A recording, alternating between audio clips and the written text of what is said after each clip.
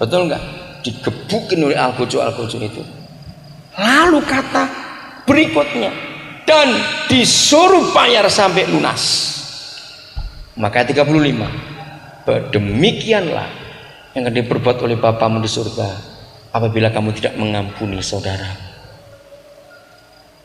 Saudara, seringkali harga diri kita, ketersinggungan kita, kesalahpahaman yang terjadi antara teman kita membuat kita jadi marah, emosi. Ingat, sebesar apapun dosa seseorang kepada kita, seberat apapun salah seseorang kepada kita, salah kita kepada Tuhan tetap jauh lebih besar. Ya atau tidak?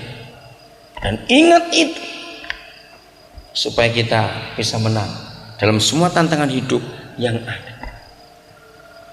Akhirnya surat Filemon menjadi firman Tuhan, walaupun gak ada satupun firman yang Tuhan ucapkan, tapi dalam surat itu Tuhan melihat firman-Nya diterjemahkan begitu jelas. Ada satu kasus yang nyata, bukan dongeng.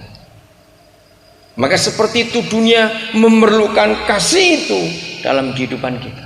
Seperti itu. Inilah Tuhan kita. Sekarang kita masuk dalam hubungan muda-mudi.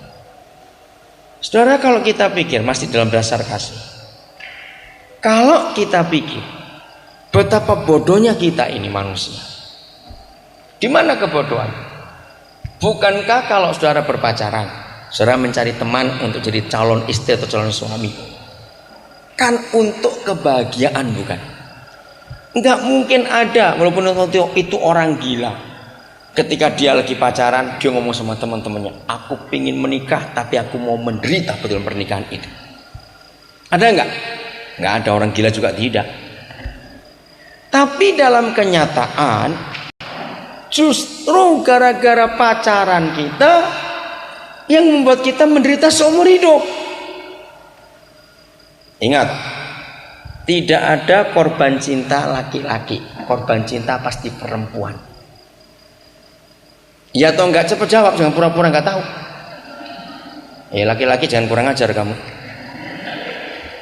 Jangan kita merasa bebas sebagai laki-laki. Memang tidak pernah ada korban cinta laki-laki, enggak ada. Perempuan pasti jadi korban cinta.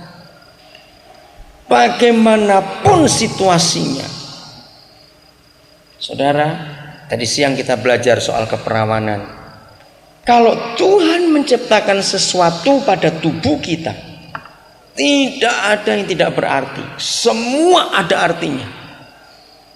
Amin kan? Betul enggak? Semua ada artinya. Satu kali saya coba guyon dengan Papa di surga. Saya bilang, saya nemukan sesuatu yang kenapa engkau ciptakan. Cuping telinga. Tahu cuping itu yang ujung. Coba semua pegang di sini. Di sini. Nah, saya tanya gini, mengapa semua manusia engkau beri lebih sedikit? Kan lebih bagus kalau dipotong rata surat gitu. Kenapa ada lebih, ini bikin apa? Betul nggak saudara? Kalau nggak ada artinya nggak mungkin kan. Saya juga pernah tanya, kenapa engkau buat alis? Memang kalau nggak ada alis orang kayak Pak Oga semua. Ya, tapi ternyata bukan cuma untuk hiasan alis itu, sekedar nempel. Maka itu yang kerjaan kamu cabuti, awas tuh alis cabutin. Ternyata alis kita ini talang, saudara. Bisa bayangkan kalau dahi selebar saya nggak punya talang ini, matanya jadi rusak semua, kayak apa nanti itu? Ngerti kan tadi? Jadi ini pun ada fungsinya alis ini.